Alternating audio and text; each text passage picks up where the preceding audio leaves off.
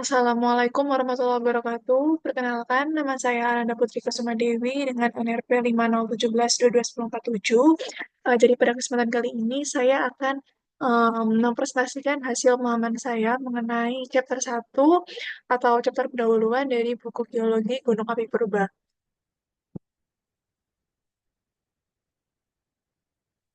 Baik, yang pertama yaitu latar belakang. Di sini saya akan menjelaskan mengenai keterdapatan dan persebaran dari gunung api di Indonesia.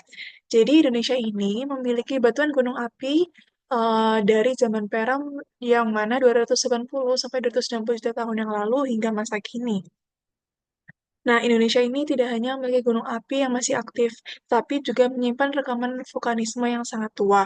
Nah, vulkanisme di Indonesia ini sudah berlangsung sejak era Paleozoikum, menunjukkan aktivitas magmatis yang berkesinambungan.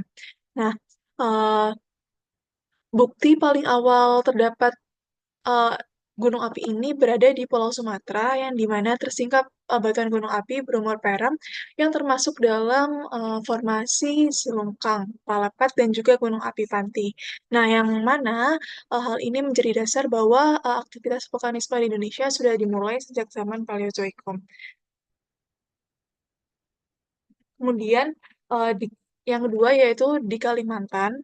Nah, di Kalimantan ini vulkanisme tua berumur Trias hingga Kapur yang ditandai oleh keberadaan gunung api Jambu, Sekadau, Kuayan, dan juga Haruyan.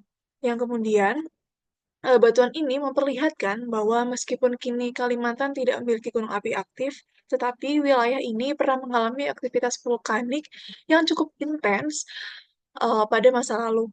Kemudian di Pulau Jawa, batuan gunung api tertua diperkirakan berumur kapur hingga Eosen. Contohnya formasi Jati Barang, yang kemudian juga pada zaman tersier, aktivitas vulkanik di Indonesia ini mencapai puncaknya dan menghasilkan batuan gunung api yang sangat melimpah, dikenal dengan istilah Old Andesite Formation. Kemudian, di Jawa bagian barat hingga timur, kelompok batuan gunung api tersier ini yang terdapat juga formasi Jampang, Semilir, dan juga Kelanggaran yang terus berlanjut hingga Pulau Bali dan juga Nusa Tenggara. Kemudian, di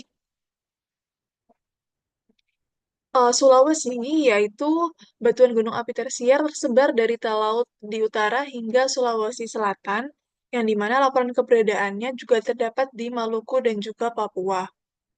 Nah, aktivitas vulkanik di Indonesia ini persebarannya menunjukkan aktivitas vulkanik regional yang panjang dan kompleks. Dari masa Peram hingga kini, Indonesia terus menjadi wilayah aktif yang secara magmatis dan warisan bantuan gunung api purbanya menjadi kunci penting bahwa evolusi geologi regional di Indonesia. Selanjutnya yaitu permasalahan. Jadi, meskipun yang kita tahu bahwa Indonesia merupakan salah satu negara dengan jumlah gunung api terbanyak di Indonesia, tetapi kajian geologi gunung api di Indonesia ini masih terbatas, yang hanya fokusnya pada gunung api aktif masa kini.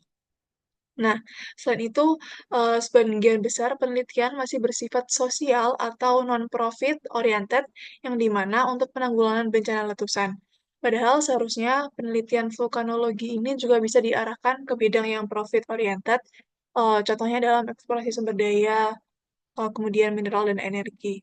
Kemudian permasalahan berikutnya adalah kurangnya institusi pendidikan maupun penelitian yang secara berkelanjutan meneliti bidang geologi gunung api. Padahal banyak kampus dan lembaga geologi di Indonesia yang berada di kawasan vulkanik. Selanjutnya yaitu kendala akademik dan metodologis, yang dimana batuan gunung api tua, tersier sampai pratasier ini sulit diteliti secara vulkanologis. Sehingga pendekatan yang dilakukan lebih kepada deskriptif, yaitu berdasarkan tekstur, warna, ataupun komposisi, dan juga dibandingkan pendekatan genetis yang menjelaskan asal proses vulkaniknya. Kemudian, pembelajaran masih mengikuti konsep geologi barat atau sedimenter dan horizontalitas yang dimana kurang relevan untuk kondisi busur gunung api di Indonesia.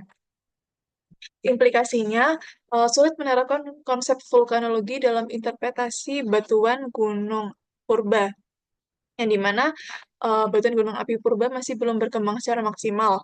Banyak model geologi yang diterapkan di Indonesia kurang sesuai dengan kondisi sebenarnya. Misalnya, ketika meneliti batuan karbonat di daerah vulkanik itu, tetapi model yang digunakan justru berdasarkan tiluan non-vulkanik seperti di Teluk Persia atau Bang. Next, yaitu maksud dan tujuan, yang dimana gunung api purba ini merupakan sisa aktivitas vulkanik tersier atau yang lebih tua, tetapi kini sudah tidak menunjukkan ciri-ciri vulkanisme aktif.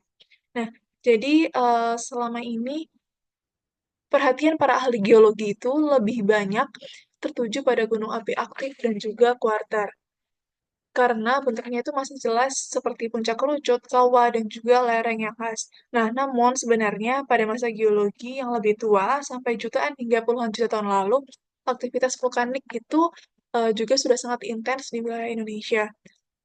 Yang dimana masalah utamanya dalam mengenali gunung api purba adalah bentuk fisik ini sulit dikenali akibat adanya proses erosi dan juga tertimbun yang berlangsung terjadi sangat lama.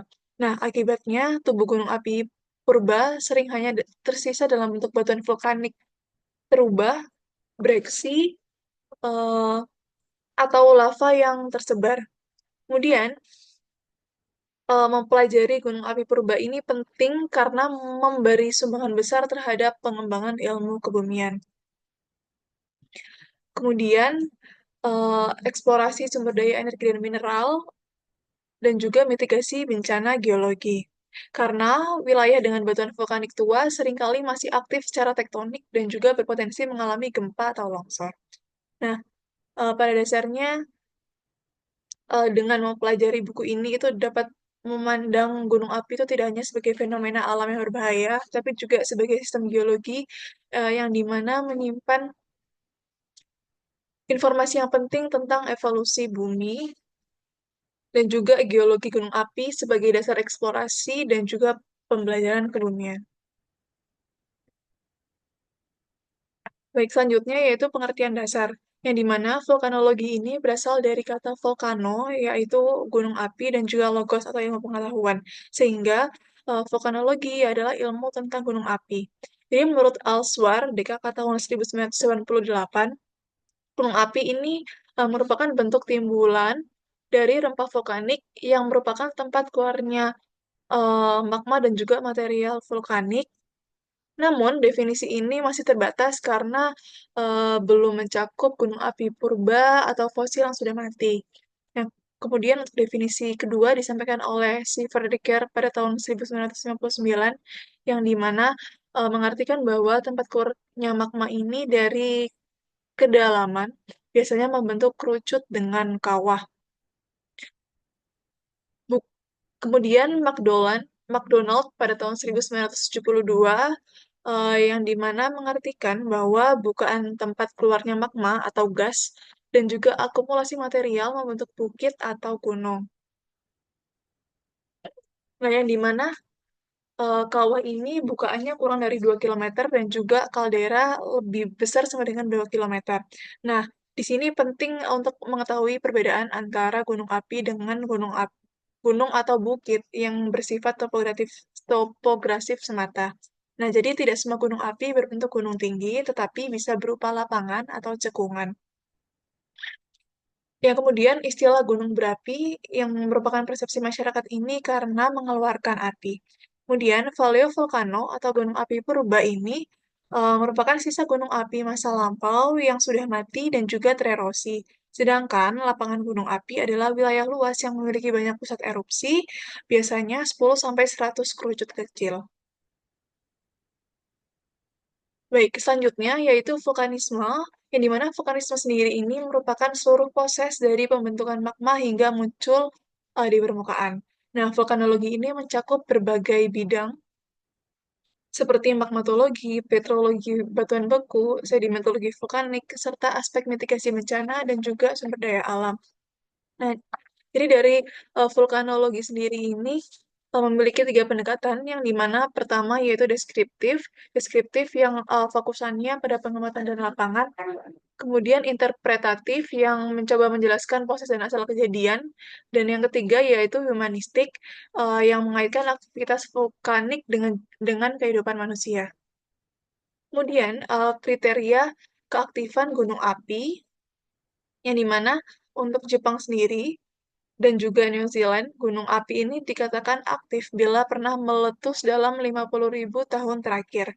Yang kemudian di Indonesia sendiri, berdasarkan PVMBG, dibagi menjadi tiga, yaitu gunung api tipe A yang pernah meletus sejak tahun 1600 Masehi, kemudian gunung api tipe B yang belum pernah meletus tapi masih ada aktivitas panas, dan juga gunung api tipe C yang bentuknya tidak jelas tetapi masih ada gejala panas bumi. Nah, hubungan aktivitas gunung api ini sangat erat kaitannya dengan tektonik, yang di mana karena gerakan kerak bumi yang bisa memicu dari reaktivasi magma. Contohnya yaitu Gunung Ranakah di Flores yang meletus lagi setelah 14.500 tahun. Gunung Pinatubo di Filipina setelah 500 tahun dormen, dan juga Gunung Api Sinabung di Sumatera Utara yang meletus tahun 2010 setelah istirahat panjang sejak 1600. Sehingga dapat diketahui bahwa gunung api itu bisa tampak mati di permukaan, tetapi sesungguhnya masih menyimpan potensi aktivitas di bawah tanah. Baik, yang selanjutnya yaitu ruang lingkup dan sistematika, yang di mana pemahaman gunung api purba ini perlu kita mulai dulu dari gunung api masa kini, supaya istilah dan proses vulkanologinya bisa kita pahami dengan mudah. Termasuk juga asal-usul magma yang menjadi sumber dari semua aktivitas gunung api. Nah, kemudian bahasa mencakup bentuk dan struktur gunung api, tipe erupsi, dan produk batuan. Kemudian yang ketiga yaitu dihubungkan dengan tektonika untuk memahami evolusi vulkanisme. Yang keempat yaitu menggunakan pendekatan pengenalan geomorfologi, sedimentologi, stratigrafi, petrologi geokimia, geofisika, dan pemboran. Yang kemudian, studi kasus di Indonesia juga membahas identifikasi gunung api purba dan superimposed vulkanis.